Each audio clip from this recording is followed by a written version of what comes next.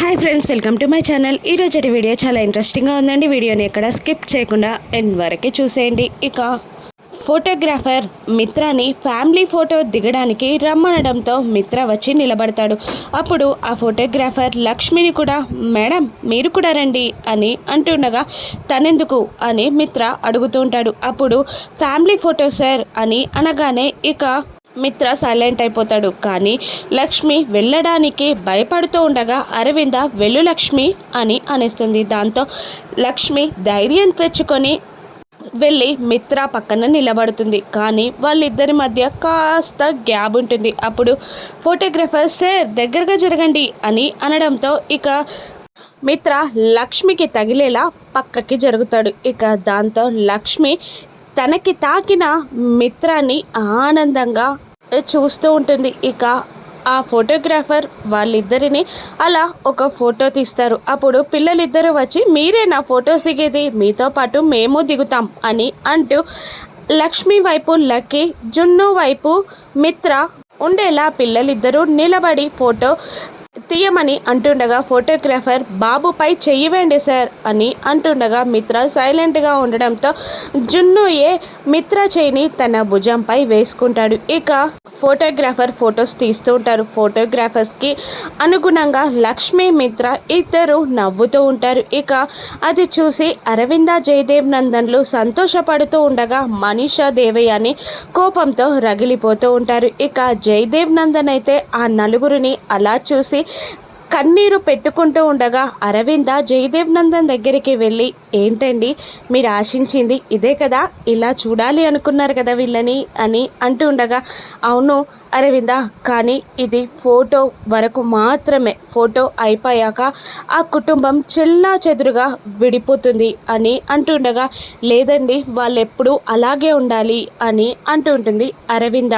ఇక మిత్ర మనసు మారితేనే అది సాధ్యమవుతుంది అని జయదేవ్ నందన్ అంటుంటాడు. అప్పుడు అరవింద లక్ష్మి ముఖంలో ఆనందం, మిత్ర మనసులో ఆనందం, ఆ చిన్న పిల్లలిద్దరూ సంతోషంగా నవ్వడం ఇదే కదండి మనకు కావాల్సింది అని అంటుండగా అవును అరవింద, కానీ అది ఫోటోకి మాత్రమే వాళ్ళు పరిమితం చేస్తారు, ఆ తర్వాత జీవితంలో అలా ఉండదు, ఫోటో జీవితం వేరు కదా అని అంటూ ఉంటాడు జయదేవ్ నందన్. ఇక మిత్ర లక్ష్మి కలిసి పిల్లలతో అలా ఫోటోలు దిగుతూ ఉంటారు. ఆ తర్వాత జాను తన డ్రెస్ పైన పడిన కూల్ డ్రింక్ని చెరిపేయాలని కడిగేయాలని చాలా ట్రై చేసినా కూడా ఆ మరకపోదు. ఇక అప్పుడు ఈ మరకలు అసలే వెళ్ళట్లేదు, డ్రెస్ మార్చుకోవడమే బెటర్ ఏమో అని అనుకుంటూ రూమ్లోకి వెళ్ళబోతూ ఉండగా ఇక వివేక్ తన చేతులని వెనకాల పెట్టుకొని చేతుల్లో ఒక కవర్ పట్టుకొని నిలబడతాడు. ఏమైంది అని అంటుండగా ఏం లేదు, డ్రెస్ చేంజ్ చేసుకుందామని వెళ్తున్నాను, ఈ మరక అసలే పోవట్లేదు అని జాను అంటుండగా ఇక ఆ మరక పోవడం ఎందుకు, ఇంకో కొత్త డ్రెస్ తీసుకోవచ్చు కదా అని అంటుండగా ఇక ఏంటి అని జాను అడుగుతుంటుంది. అదే నా ప్రేమ నీ జీవితంలో కరెక్ట్గా ఉండదు అన్నావు కదా, అందుకే నీకు ఒక గిఫ్ట్ తీసుకొని వచ్చాను అని అంటూ అచ్చం ఆ డ్రెస్ లాంటి డ్రెస్సే మళ్ళీ జానుకి ప్రజెంట్ చేస్తాడు వివేక్. ఇక అది చూసి సంబరంతో జాను కన్నీళ్లు పెట్టుకుంటూ ఉంటుంది. ఏంటిది సేమ్ అలాగే ఉంది అని అంటుండగా అలాగే ఉంది, అదే డ్రెస్ సేమ్ పీస్ తీసుకొచ్చాను అని వివేక్ అంటుంటాడు. ఎందుకు అని జాను అంటుండగా నువ్వే కదా నీ డ్రెస్ పైన మరక పడింది అని బాధపడ్డావు, నా ప్రేమని కూడా దాంతో పోల్చావు, నీ జీవితంలో నా ప్రేమ బాగుండదు అన్నావు కదా, అది నిజం కాదు అని రుజువు చేయడానికే నేను మరొక డ్రెస్ తీసుకొచ్చాను అని ఎమోషనల్గా వివేక్ మాట్లాడుతూ ఉండగా అయ్యో సారీ నేను అలా మాట్లాడలేదు, డ్రెస్ పాడైపోయింది, నువ్విచ్చిన డ్రెస్ పాడైపోయింది అని బాధలో మాట్లాడానంతే, అయినా ఎప్పుడు తీసుకొచ్చావు అని జాను అడుగుతుండగా ఇప్పుడే వెళ్ళి తీసుకొచ్చాను, ఇదిగో తీసుకో చేంజ్ చేసుకో అని వివేక్ అంటుండగా ఇక కన్నీళ్లతో వివేక్ గుండెలపై జాను వాలిపోయి ఐ లవ్ యూ అని అంటూ ఉంటుంది. వివేక్ కూడా చాలా సంబరపడిపోతూ ఉంటాడు. ఇక చెప్తున్నాను విను, ఎవ్వరు అడ్డు చెప్పినా కూడా నేను నిన్ను వదిలిపెట్టను, నీ జీవితంలో నేను మాత్రమే ఉంటాను అని వివేక్ అంటుండగా థ్యాంక్ యూ అని జాను అంటూ ఆ డ్రెస్ని తీసుకొని రూమ్లోకి వెళ్ళి చేంజ్ చేసుకొని బయటికి వస్తుండగా దేవయాని చూసి అదేంటి ఇప్పుడే కదా కూల్ డ్రింక్ పోసింది మళ్ళీ అలా తలతలమంటుంది ఏంటి డ్రెస్ అని దేవయాని అనుకుంటూ ఉండగా ఇక వివేక్ పక్క నుండి ఆ మాటలన్నీ వినిస్తాడు.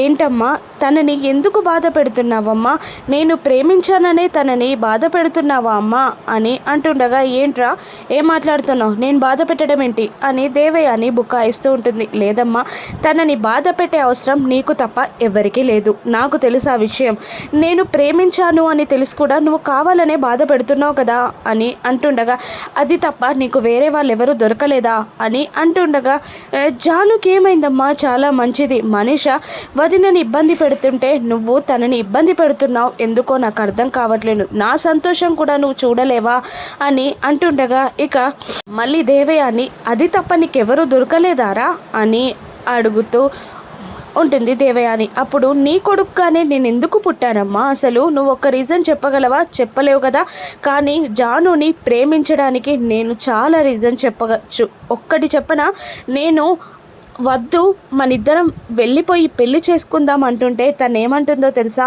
మా అక్కకి తెలియకపోయినా పర్లేదు కానీ మీ అమ్మగారికి మాత్రం ఖచ్చితంగా తెలియాలి, మీ అమ్మగారి ఆశీర్వాదంతో మన పెళ్లి జరగాలి అని జాను అంటుంది. తను నీకు ఇచ్చే గౌరవం అటువంటిది, కానీ నువ్వు మాత్రం తనని అవమానిస్తూనే ఉంటావు, ఇలా చేస్తే ఎప్పుడో జానుకి తెలియకుండానే జాను మెడలో నేను తాళి కట్టేస్తా అని అంటుంటాడు. ఇక ఆ మాటలు విన్న రేపే దాన్ని అంతం చూస్తా అని దేవయాని కోపంగా వెళ్ళిపోతుంది. ఏం చేయనుందమ్మా అని వివేక్ టెన్షన్ పడుతూ ఉంటాడు. ఇంతలో రౌడీలు హాస్పిటల్కి వెళ్తారు. ఇక అక్కడున్న నర్స్ని భాస్కర్ అడ్రస్ అడగగా ఒక రూమ్ చూపిస్తుంది.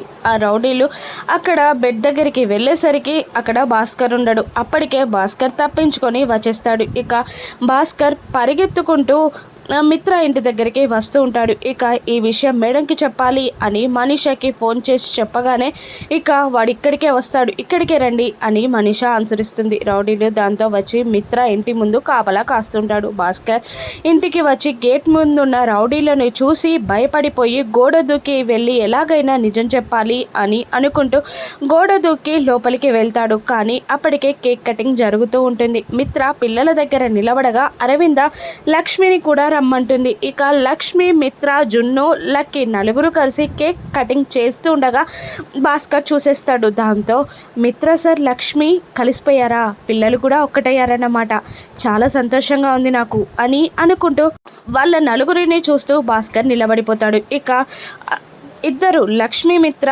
పిల్లలిద్దరూ కలిసి కేక్ కట్ చేస్తాడు. ఆ తర్వాత మిత్ర ఒక పీస్ని తీసి హ్యాపీ బర్త్డే లక్కీ అని అంటూ లక్కీకి జరుగుతుండగా మిత్ర చేని పట్టుకొని తను కూడా ఆ కేక్ని తినేస్తాడు. జున్ను థ్యాంక్ యూ డాడీ అని చెప్పేస్తాడు. ఆ తర్వాత లక్ష్మి కేక్ తినిపిస్తుంది. ఆ తర్వాత జయదేవ్ నందన్, అరవింద కూడా కేక్ తినిపిస్తారు. ఇక భాస్కర్ లోపలికి వచ్చిన విషయం దేవయాని గమనించి మనీషాకి చెప్పగానే మనీషా కూడా భాస్కర్ని చూసి షాక్ అవుతారు. ఇక భాస్కర్ కూడా వాళ్ళిద్దరిని చూసి అమ్మో ఇక్కడుంటే నన్ను చంపేస్తారు అని అనుకుంటూ అక్కడ నుండి బయటికి వెళ్ళిపోతాడు. ఒక్కటే నిమిషంలో మాయమైపోవడంతో రౌడీలకి కాల్ చేస్తుంది మనీషా.